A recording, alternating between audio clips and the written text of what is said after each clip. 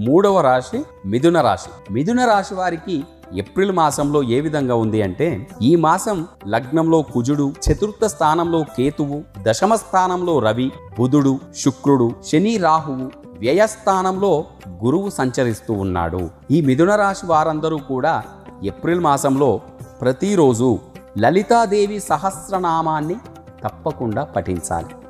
అలాగే అమ్మవారి సహస్రనామాన్ని పఠించడంతో పాటు పసుపు వత్తులు, అష్టమూలికా తైలంతో దీపారాధన కూడా చేయాలి.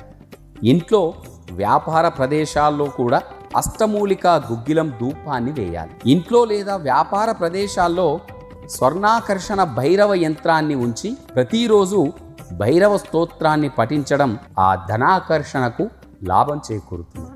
ఇక రెండవ వారంలో మిథున రాశి వారికి ఈ వారం కుటుంబ సమేతంగా దైవ దర్శనం చేసుకోవాలన్న ఆలోచనలు కలిసి వస్తాయి. రెండవ వారం మీకు దైవ దర్శనం ఉంది. అప్పటి వరకు ఆ దేవుళ్లకు మొక్కుకున్న మొక్కులన్నీ కూడా ఏప్రిల్ రెండో వారంలో తీర్చుకుంటారు. ఇందులో ఎటువంటిది లేదు. మీరు చేస్తున్న కార్యక్రమాల్లో పురోగతి కొరకు సహ ఉద్యోగుల సహాయాన్ని కూడా ఆశిస్తారు.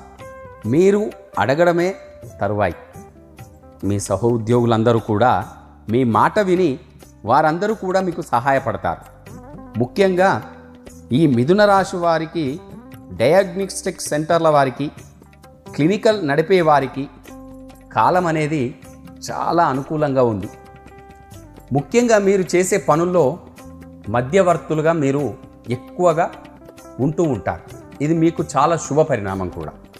ఈ మిథున రాశి వారు సిద్ధగంధంతో శ్రీ వెంకటేశ్వర స్వామి వారికి అర్చన చేయడం అత్యంత శుభప్రదం. వివాహ విషయంలో మధ్యవర్తిత్వం తీసుకుంటారు. మీరు ఓ జంటను కలపడానికి, వివాహం చేయడానికి మీరే ముందు ఉండి మధ్యవర్తిత్వం వహించి వారికి పెళ్లి చేస్తారు. మీరు తీసుకున్న కొన్ని నిర్ణయాల వల్ల అన్నీ కూడా విజయపథంలో నడుస్తూ ఉంటాయి.